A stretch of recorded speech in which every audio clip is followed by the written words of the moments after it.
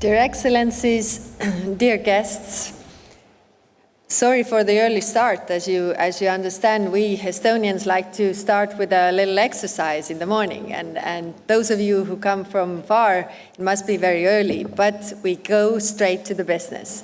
So let me welcome you to the 6th Tallinn Digital Summit. This year's Digital Summit is special. We are meeting back-to-back with the Open Government Partnership Global Summit, which brings together thousands of representatives of governments, enterprise and civil society from over 80 countries. This week is a celebration of two values Estonians hold deeply: freedom and an embrace of technology. Estonia's story is one that should inspire optimism. More than 30 years ago, after half a century of Soviet occupation and atrocities, Estonia restored its independence. We had to rebuild everything from scratch. We had to build everything from zero, even sub-zero, as the Soviet Union normalized corruption. There was no rule of law, and there was no market economy. Digitalization became a powerful tool to rebuild our economy and society. We did not have the resources to invent technologies, but we were bold enough to adopt emerging technologies, to learn, to fail, and to try again.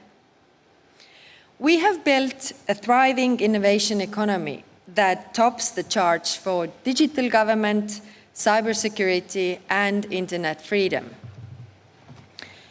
But worryingly, the global state of democracy is in decline. According to Freedom House, The Economist, and the others, the number of free and democratic countries is at the lowest point since the 1990s. Throughout history, democracy has always been under attack.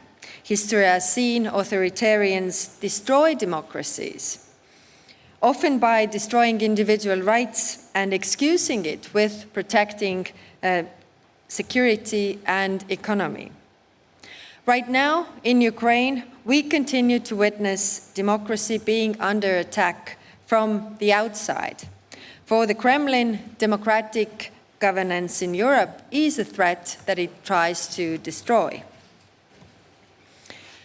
There are many prophets of doom telling us that the digital era will accelerate the decline. Deep fakes and filter bubbles erode the trust and functioning of free societies. Mass surveillance enables authoritarians to better control their own people and economies, while launching cyber attacks and information warfare on free societies and stealing the intellectual property key to the next generation's prosperity and security. In the last year, remarkable leaps in the capability of artificial intelligence have created a whole new set of risk scenarios. Nevertheless, I believe there is a strong case to be made for optimism. I would like to offer a recipe for how technology can reinforce and support democracies and openness. First of all, we should never forget that openness is our greatest weapon and our best shield. In the digital era, openness transcends mere transparency. At its core, openness represents getting rid of barriers that hinder the flow of information, ideas, and innovation. Technology supports open societies in organizing and collaborating, whether in the form of open source investigations of war crimes conducted by Bellingcat, the inspiring examples of Poles opening their homes to Ukrainian refugees, coordinated over an open platform, or to build global movements like the World Cleanup Day, started by Estonians in 2008, which today is one of the biggest civic movements of our time. Economic and societal openness reinforce each other. We don't have to undertake the impossible balancing act authoritarian regimes face, allowing enough economic openness to foster growth without losing political control. Here in Europe, I worry about the different balancing act, that we will over-regulate new technologies and business models with the aim of protecting our citizens, but instead slow down many of the benefits that technologies offer. Technological openness is an asset in its own right. Open data provides common source of truth, helping us combat corruption and fake news. Open source software will help us ensure that access to AI is widely available and give us the tools to check its risks. And transparency and control over the use of personal data will help maintain our citizens' trust in our digital ecosystems. However, openness alone is not enough. We need responsiveness. Governments cannot be passive observers of technological progress. Democracies need to deliver goods for their citizens. We need to show we are responsive to their needs and the challenges of our times. Digital government, bringing 100% of public services online, as Estonia has managed to do, is only a starting point. Governments need to adopt the tools of startups and tech companies.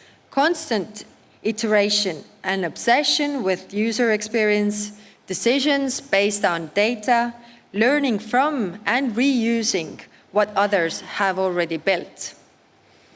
In Estonia, we are building a personalized state that proactively offers each person and business the services they need, delivered when and how they need them, in as few steps as possible. But the personal state is about more than just goods, design, and convenience. Personalized medicine is helping us target life-saving interventions. Personalized curricula are helping to tailor education to the needs of each pupil. We are building a real-time economy with fully automated reporting and permitting for businesses. We cannot do this without the embrace of the AI. To name just few examples, we are using AI to detect fraud, automate the payment of agricultural subsidies, and provide better job placements for the unemployed. We are also working on new services based on large language models like ChatGPT to make government more transparent and empower citizens. I believe that it is the active uptake of AI, using the tools and understanding how they work, that best prepares us for the risks of the AI. This brings us to the third ingredient of success in the digital area, resilience. Integrating cyber warfare into regular warfare is now established practice. Cyberspace is not a sideshow, but frontline. In Ukraine, Russian cyber attacks, though largely unsuccessful, preceded the so-called conventional warfare. Russia has continued to target data centers and communication infrastructure. To mitigate potential threats, we must all focus on increasing our resilience. We need to adapt to the rapidly changing security environment. Estonia nearly doubled its annual cybersecurity budget last year, alongside to the commitment to spend 3% of our GDP on defense overall. We invite other countries to do the same.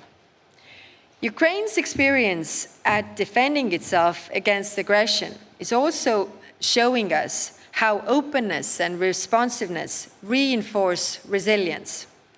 Ukraine has been able to enlist volunteers from across the world, for everything, for donations to cyber defense.